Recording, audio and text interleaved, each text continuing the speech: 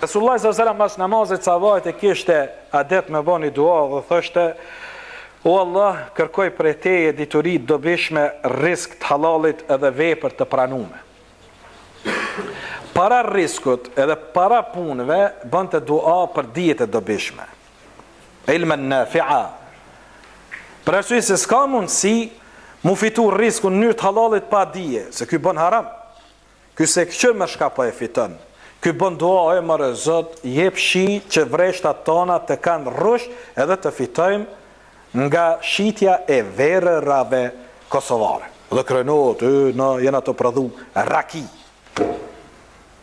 500 vjet gjyshnat e vetë s'kan prodhu raki, zotnia kam su preshkijeve që shbot raki, e tash do mu krenu veraria e Kosovës, biraria e Kosovës, bire, saje, bir. Do në më utrullaf kjo millet me alkohol e me drogë.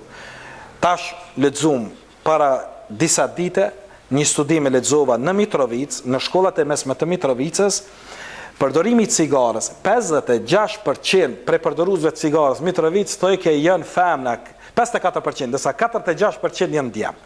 Qikat ma shumë janë të e pitash, të ta të mos parasyve, të ta qitë ftyres. Para me në kjo qëfar fmi qëtë nesër. Mase kur del një fmi zëzag, zaj prej cigarës ko kanë zi. Mase ne që ditë të ti, prekajt ka dal i zivi, prej saj.